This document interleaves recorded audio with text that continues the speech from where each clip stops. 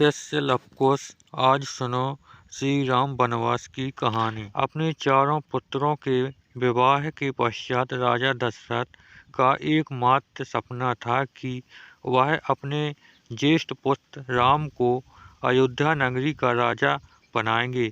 इसलिए राजा दशरथ ने अपने कुल गुरु वशिष्ठ से विमर्श करके राम का राज्याभिषेक निश्चित किया। राम के राज्याभिषेक के लिए तैयारियां शुरू कर दी गईं तथा पूरी अयोध्या नगरी की जनता अपने नए राजा को पाने के लिए उत्साहित थे। श्री राम हमेशा से ही जनता तथा अपने परिवारजन के प्यारे थे, लेकिन शायद नियति को कुछ और ही मंजूर था, जिस वजह से राम की सौतीली माता राजा दशरथ की दूसरी पत्नी महारानी कैकेयी की दासी मंथरा ने उसको उकसाया।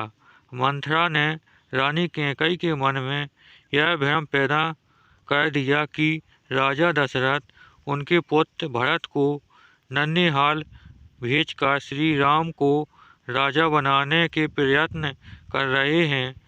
तब मंथरा ने कि वह राम की जगह अपने पुत्र भरत को अयोध्या का राजा बनाएं। तुम्हारे पास अभी भी समय है। तुम चाहो तो राम की स्थापना पर अपने पुत्र भरत को अयोध्या का राजा बना सकती हो। तब रानी कैकेयी को राजा दशरथ द्वारा दिए गए 2 वरदान का स्मरण हो आया, जो उन्होंने देवासुर संग्राम में रानी कैकेयी को उनके युद्ध में साथ देने के लिए दिए थे। तब रानी कैकेयी ने राजा दशरथ को यह बोला कि वह समय आने पर अपने दोनों वरदान उनसे मांग लेगी। तब रानी कैकेयी ने मंथरा के कुविचारों से भ्रमित होकर राजा दशरथ से अपने दोनों वर मांगती है, जिसमें वह पहले वरदान में यह मांगती है कि राजा को 14 वर्ष का वनवास दिया जाए, जिसमें राम 14 वर्ष तक वन में रहेगा और राज्य की किसी भी वस्तु का उपयोग नहीं कर सकेगा। दूसरी वचन में रानी कैकेयी राजा दशरथ से अपने पुत्र भरत को अयोध्या का राजा बनाने की मांग करती है। रानी कैकेयी के यह दोनों वचन सुनकर राजा दशरथ को सदमा लगता है और वह बेजुबान हो जाता है। जब राजा दशरथ की इस स्थिति का पता श्री राम को चलता है, तो वह अपने पिता के पास जाकर उसके इस रवैया का कारण पूछते हैं। उस समय बहुत देर तक जब राजा दशरथ कुछ बोल नहीं पाते, तब रानी कैकेयी ही श्री राम को अपने दोनों वचनों के बारे में बताती हैं। रानी कैकेयी के दोनों वचन सुनकर श्री राम साहस उनके दोनों वचनों को स्वीकार करती हैं। अगले ही दिन जब राम के वनवास की खबर नगर में फैलती है, तो पूरे नगर में भगावत जैसे स्वर फूटने लगते हैं।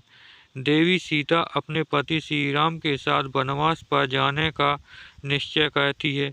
जब लक्ष्मण जी को यह सूचना मिलती है, तो वह राजा दशरथ पर क्रोधित होते हैं, लेकिन श्री राम के समझाने पर वह शांत हो जाते हैं। लक्ष्मण अपने भैया राम से बहुत स्नेह करते थे, इसलिए वे भी श्री राम के साथ वनवास चले जाने का निश्चय किया। अयोध्या नगरी के लोग अपने श्री राम के वनवास पर उसके साथ जाने की इच्छा प्रकट करते हैं, लेकिन श्री राम उन्हें नदी के किनारे पर छोड़कर आर्यसुमंत के साथ अंधेरे में ही चले जाते हैं। वन पहुंचने के बाद श्री राम सबसे पहले अपने मित्र निषादराज के पास पहुंचते हैं। एक दिन उनके पास बिताकर वह लक्ष्मण और सीता के साथ 14 वर्ष के वनवास पर निकल जाते हैं। श्री राम के वनवास जाने के कुछ ही दिनों में उनके पिता राजा दशरथ अपने पुत्र राम के वियोग में अपने प्राण त्याग कर स्वर्ग सिधार जाते हैं।